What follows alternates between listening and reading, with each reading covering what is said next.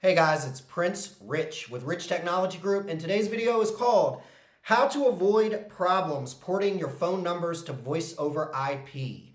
So, I have literally worked with dozens and dozens. Well, at this point, I've actually worked with hundreds of businesses across the United States. I've got literally clients that I have been graciously blessed enough to work with in literally all 50 states, including even Alaska and Hawaii. And I have seen people port numbers in and out of pretty much any and everything that you can think of. So I did a video about this way back when that was called I forget it, I think it was called how to port your numbers or things that you need to know of. But in this one, I want to focus specifically on problems. The last video I did was a bit more general, kind of like things you need and stuff like that and so on and so forth. But this time I want to talk about some of the nitty gritties based on some of the things that I've seen. For those of you who are watching, I can honestly tell you if you're considering voice over IP, I get asked a lot of questions when people contact me looking for VoIP. But one of the biggest questions I get asked during the initial discovery call with any customer that's an existing business, it doesn't matter if they're one person or one user or 100 extensions or employees or higher. I always get asked, can I keep my phone numbers? Can I port my numbers over? Short answer is yes, but there are a lot of, I won't say pitfalls, it's just things that you need to be aware of and you need to consider. And I'm going to go down a short list here and I'm going to cover some of these things. So if you're watching this and you're thinking about switching to VoIP and your fear or your biggest concern is porting your numbers and making sure they get to the other side safely, I would encourage you to, pause this video really quick, grab a pen and pencil, and then, pen and pad, and then take some notes here, because some of what I'm going to talk about is going to help you, and it's going to help you sleep easy and realize that if you follow these instructions and follow these guidelines and just avoid some of these common pitfalls, your numbers will be fine. I do want to say before I get into all of this, I have literally worked with hundreds of businesses across the United States and even some internationally, and I've never had a single customer that has ever lost their number. You gotta really almost try to lose your numbers or to run into some big problems, but there are some other issues like delays and things like that. But without further ado, let's jump into this. How to avoid problems when porting your numbers to voice over IP. Let's see here. So, some things to consider. Or as I mentioned before, I've worked with customers that have had to port from many different carriers to carrier. I've even seen customers port out of cell phones into a voice over IP carrier. I've seen people port out of home phone numbers. I've even seen people port out of Google Voice numbers into voice over IP accounts like Vonage or RingCentral or Nextiva or 8x8 or Star to Star or OnSIP, or the list goes on and on. So if you've got it, you can port out of it. That is pretty much the law at the time of this video. So let's see here. Point number 1. First of all, and this one should be really obvious, but you'd be surprised how many people I have to tell this, so I'm just going to throw it out there. Never, ever, ever cancel your previous service provider, the one that you are porting from into your new voice over IP service, what we call the losing carrier. Never, ever, ever cancel or alter service with your losing carrier until you have successfully ported your number or numbers into your new service provider. Most of the service providers will literally tell you, and it's literally done by email, usually, they will literally tell you when it is safe to cancel the service with the other provider. For example, when you port from Vonage Business, and every other carrier does this too, when you port from a carrier into Vonage Business, you will literally get an email from Vonage Business that says something to the effect of, pursuant to account number XYZ such and such, this is to inform you that number or numbers, area code, blah, blah, blah, blah, blah, blah, blah, blah, have successfully ported into your account. And it will literally say below that, you may now cancel service with your previous service provider. Until you get something like that from your carrier, whether it's verbally, I would suggest it be in writing. I would recommend you get it in writing. But until you get that and it is concrete confirmed from the new carrier, the new voice over IP carrier that you've ported into, and even if you want to, be even more anal about it and really just double check, log into your service provider and see that the numbers are actually there into their admin portal. Until you do all of that, don't cancel your service with your previous provider until you get a notification from the new carrier and until you go into their system or at least pick up the phone and call their customer service and verify that your number is actually there. So let's see here. Point number 2, don't make any changes to your previous carrier before the port is complete. Now, I know in port number 1, I just said don't cancel the service. This is something different we're talking about. I'm talking about don't make any changes. Let's see if I can explain this well without glazing you guys over, getting too technical here. A lot of the providers, i.e. Verizon, i.e. Comcast, i.e. Cox Communications, i.e. Mediacom, the list goes on and on, the analog providers have a thing where if you are porting a number from them to somewhere else, that is basically your order that is in line. That is your next in line order. If you call them up and say, hey, I need to place another order, like to add this, or to remove that, or to forward my numbers this or that, 2 things are going to happen. Number 1, in order to fulfill your new order, they may cancel your port. You won't lose your number, but it means that your port has effectively been terminated, and you have to go through the whole porting process between your new voice over IP carrier and your old carrier again, which is just lost time. You know, that might cost you another week or another 2 weeks in delay before your port starts. The other thing is that a lot of the carriers have a thing where in order for you to submit another order with them, you have to cancel a previous order, which means you have to cancel your port. A lot of them won't tell you that they're going to cancel that port. They'll just do it. The big problem that I see all the time that you run into when you do that is they have like a probation period where when an order is canceled, they will not let you submit another order in their system until the previous order is kind of purged from their system. I've seen some companies like Comcast and Verizon take as long as 14 business days to purge this old order out of the system before they can submit your new order. This means if you find out that you just canceled your port and you're like, oh crap, I didn't want to cancel my port because that's going to delay my port. I need to get moving to my new voice over IP system so I don't get double billed for having my new voice over IP system and my old phone carrier. You have now just effectively potentially delayed your port.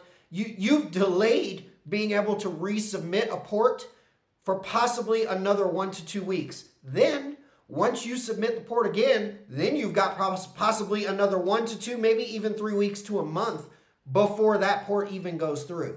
In short, once you submit a port between your voice over IP carrier and your losing carrier for them to get together and handle that transaction, don't call your other provider for anything. Like, don't call and put in any requests for anything because it will quite literally interfere with the other order, i.e. your number port that you have in the queue in their system that's in progress. Okay. Point number 3. I always recommend that you have a paper copy or a digital copy of your old phone bill from your carrier that you're trying to port out of that's no less than 45 days old. A couple of reasons why. Number 1, some of the carriers want a copy of that for identification purposes, to prevent number fraud and so that they know that you are who you say you are and you actually own the numbers or numbers that it is that you're trying to port into your new voice over IP carrier. They use that bill that has your account number, your first and last name, the name of your business address that verifies that you are a legal business and that those numbers really are registered to that address and that business. They use that bill as kind of like almost like your identification to prove that you do own those numbers to prevent number fraud and also make the process go smoother. They can verify everything faster that they need because porting is a legal process. Number 2, I recommend that you have that so you have it in digital as well. Part of the reason that I recommend you have that, your number 2 reason, that was part of number 1 reason. Whether you have it in a paper version or digital copy, that's fine. Either way is fine, PDF or whatever, or digital. But the number 2 reason is oh Lord, signs of getting old. The other reason that you want to have that copy of that bill is for address verification. I don't know how to really describe this. Basically, when you go to port a number, if your losing carrier's address that they have on file, i.e. with your bill statement, doesn't match what you give the voice over IP carrier, the port will fail every chance out of the gate. It'll get rejected right out of the gate. So I highly recommend that you keep a copy of the bill, preferably no older than 45 days old, so that you also have that. So if a port gets rejected and they say, oh, it came back address invalid or address non-verified or address incorrect, all you've got to do is send the new voice over IP carrier that you're trying to port into a copy of your bill, your recent bill. That way you know that's a recent address in case you changed locations over the previous months or years.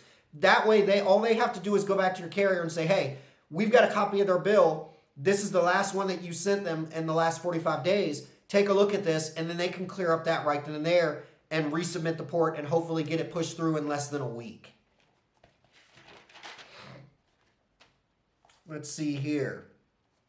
Point number 4, and I already touched on some of that.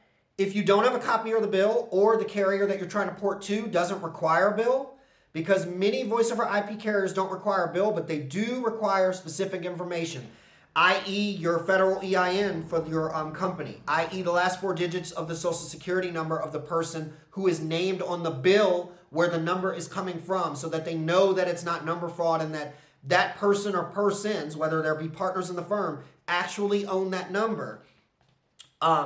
You need to know what your correct address on file with the carrier that you're trying to port from, the losing carrier, remember, is.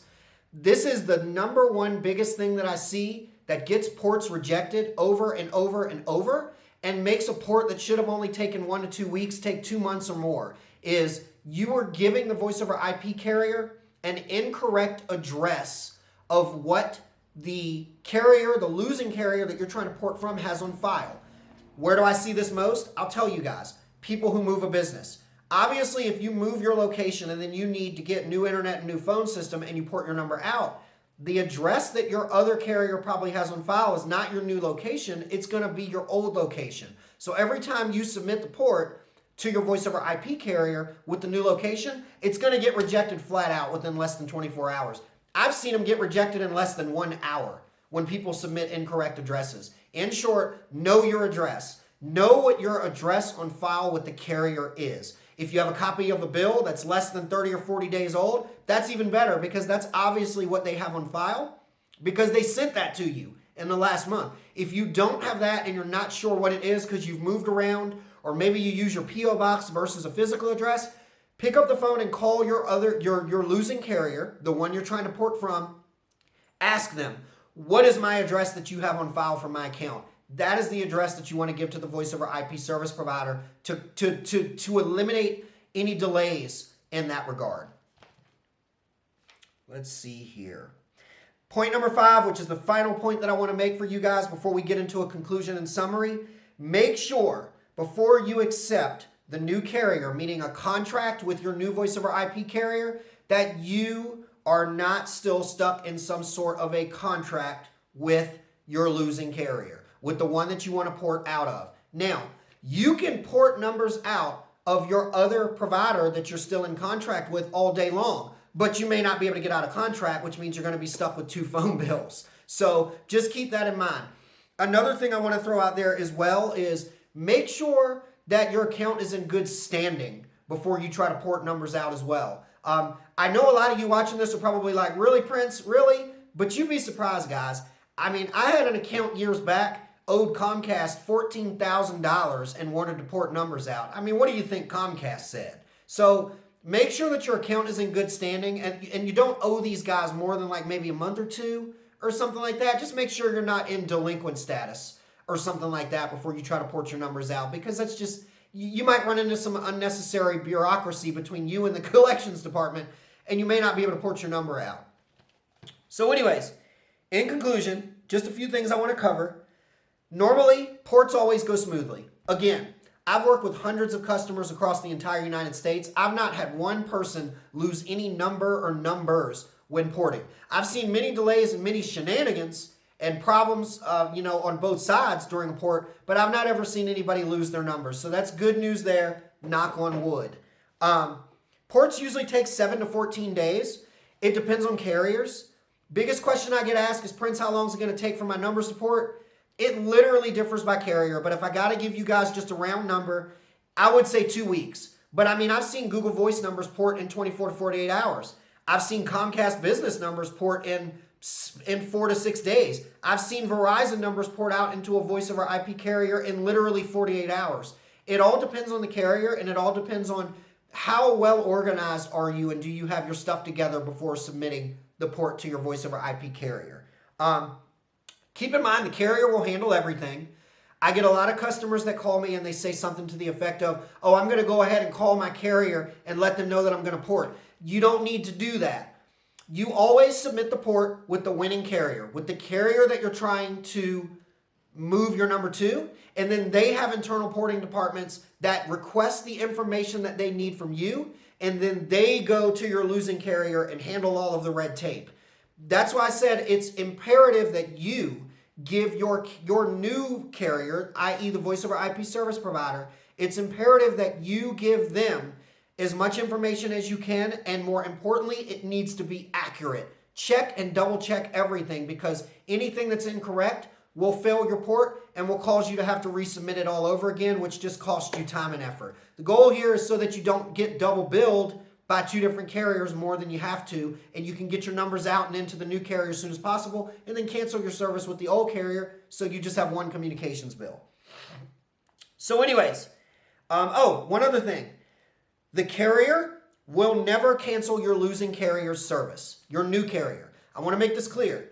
After your numbers port into your new carrier, it is your responsibility to pick up the phone or by email or however you normally communicate with your losing carrier, the ones that you're porting your numbers from. It is your responsibility to get with them and cancel service. I have had a small handful of people call me 10 months later saying, hey, so I got a bill from XYZ company. I thought my VoIP provider was going to cancel that with my other company. They can't do that. Your contract between you and your old carrier is between you and the old carrier, not your new carrier and your old carrier. They cannot legally nor have the time to pick up the phone and contact your old carrier and say, hey, Joe Smo is with us now. Sorry, we took the business from you. Can you cancel those services? It's your responsibility to get on the phone or through email or chat or however you normally communicate with your old losing carrier and cancel those services. Your new carrier will never do that. So I want to make that clear. So anyways, that concludes this video. If you're looking for voice over IP, I'm your guy. I represent all voice over IP carriers in the United States. All day long, every day, I work with people to get quotes, negotiate special pricing and contract terms. My services are 100% free. I'm paid by the carriers. So if you're interested in service, give me a shout. I'm here to help you out Monday through Friday. Don't forget to like this video. Support us by subscribing to the channel. Prince Rich with Rich Technology Group, your go-to guy for the best deals on business phone and internet service in the United States. I'll catch you guys again in the next video.